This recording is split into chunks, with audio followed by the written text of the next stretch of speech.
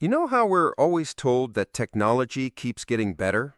That our smartphones are more advanced than the computers that sent humans to the moon?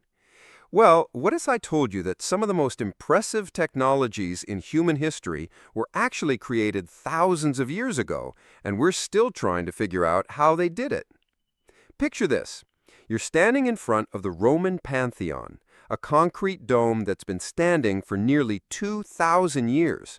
Then you walk past a modern concrete parking garage from the 1970s that's already crumbling and needs to be torn down.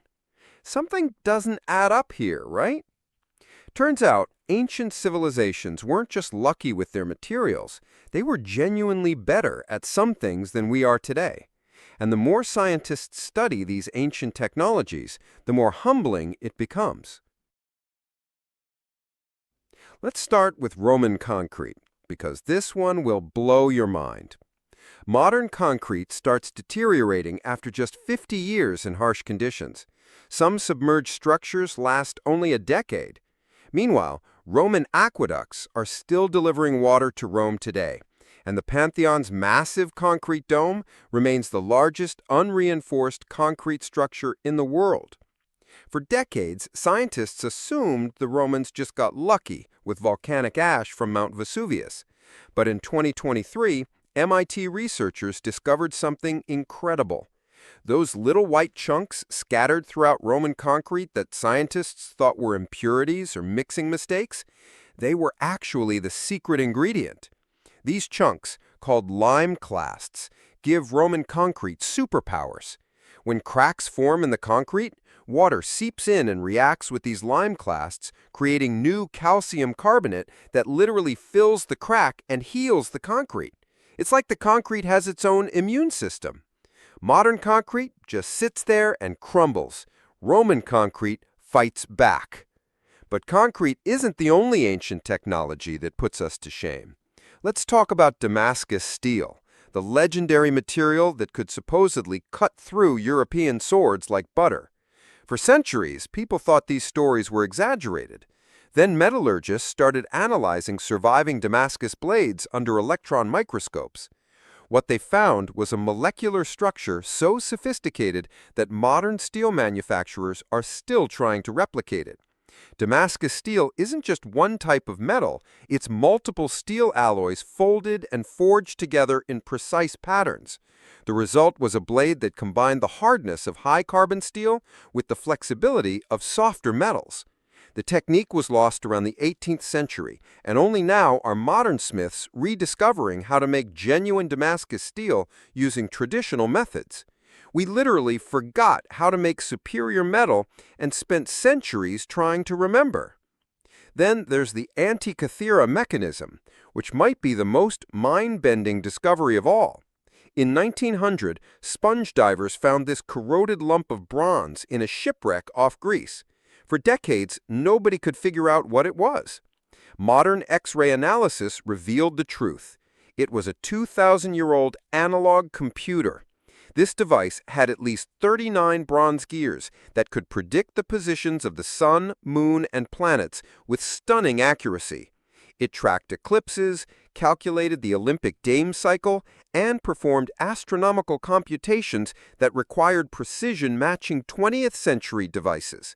We're talking about ancient Greeks building mechanical computers when most people thought they were just philosophers in togas. The Maya weren't slacking either.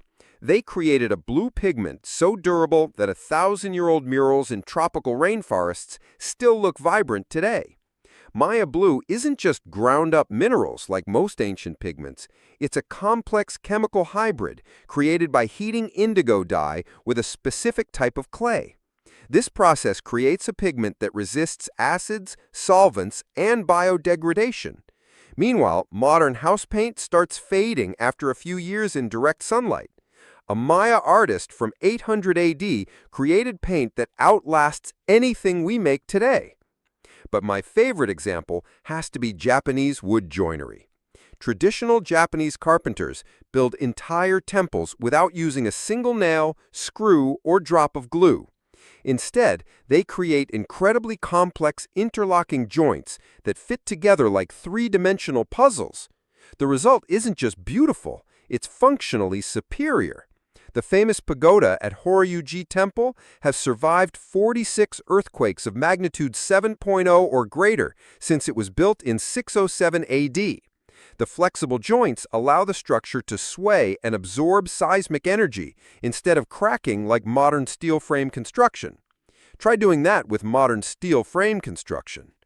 What's fascinating is that modern science is finally explaining why these ancient techniques work so well.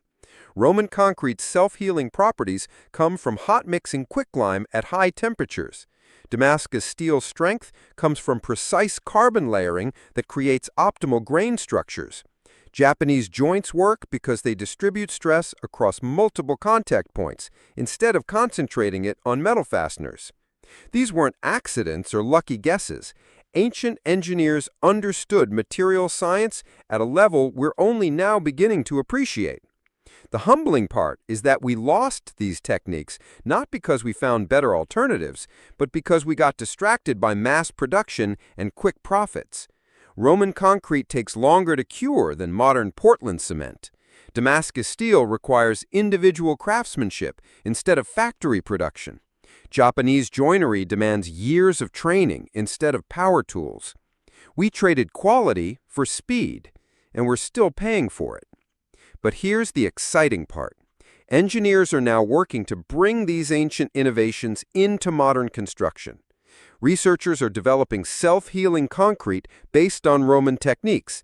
Modern smiths are recreating Damascus steel using both traditional methods and new technologies. And architects are incorporating traditional joinery principles into earthquake-resistant building design. The lesson here is that ancient people weren't smarter than us. It's that innovation isn't always linear progress. Sometimes the best solution was discovered centuries ago, and we just need to be humble enough to learn from it. Next time someone tells you that newer is always better, remind them that the most durable concrete in human history was mixed in hand 2,000 years ago, and we're still trying to figure out their recipe. Like and subscribe if you enjoyed the video.